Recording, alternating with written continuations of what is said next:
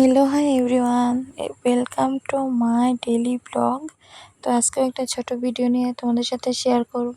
তো চলে এলাম, দেখো আমাদের এখানে ঠাকুরের মন্দিরে আজকে আছে মাতৃসম্মিলন। প্রত্যেক শুক্রবারই হয়, তো প্রত্যেক শুক্রবারে আসাটা হয় না, তো আজকে আবার চলে এলাম।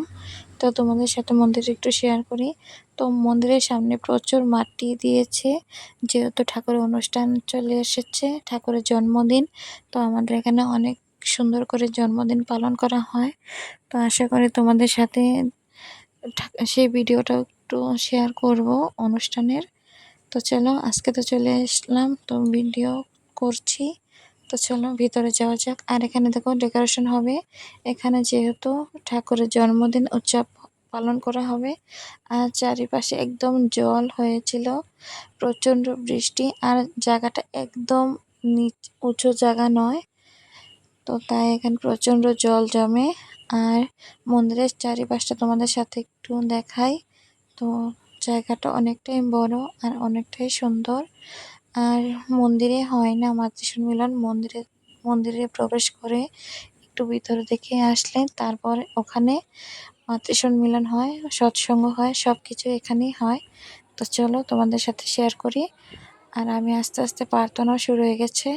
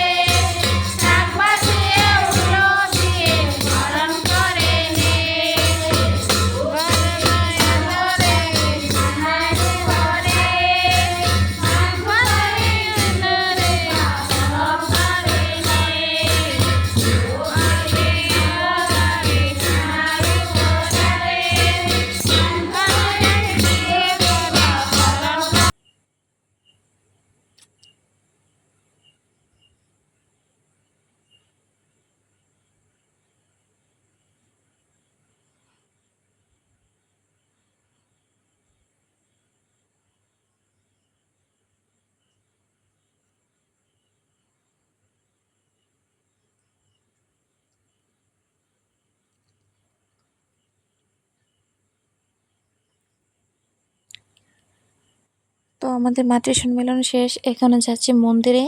মন্দিরে সন্ধ্যাবেলা প্রার্থনা হলে তারপর প্রসাদ নিয়ে তারপর বাড়িতে যাব। চলো এখন যাওয়া যাক মন্দিরে। তো যাচ্ছি মন্দিরে, তো সবাই চলে গেছে। আর দেখো এই জায়গাটা অনেকটাই সুন্দর লাগছে, দেখে লাইটিংও করেছে।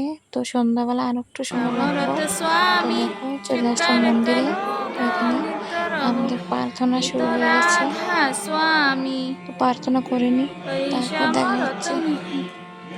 মা গোদানা প্রেম ধারা করো অমৃত আহানা দীনা দয়াল দয়া করো মেরে সমরত স্বামী শুক্র করো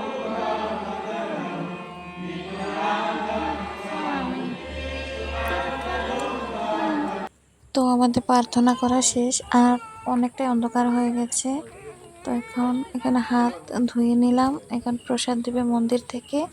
তারপর যাব আমরা মাতৃসম্মিলন যেখানে হয়েছে সেখানে। তো সেখানেও চলে আসলাম, তো এখানে থেকেও প্রসাদ নিয়ে তারপর আর কি বাড়িতে যাব। আর এখানে দেখো প্রসাদ রেডি করছে, আর আমরা সবাই বসবো, বসার পর প্রসাদ নিয়ে তারপর আর কি চলে যাব। যেহেতু অনেকটা রাত হয়ে গেছে, প্রসাদ আর এখানে খাবো না, বাড়িতে নিয়ে তারপর আর কি খাবো। তো দেখো প্রসাদ নিতে বসে পড়েছি, আর অনেকেই দাঁড়িয়েছিল, তো অনেক লোকই ছিল।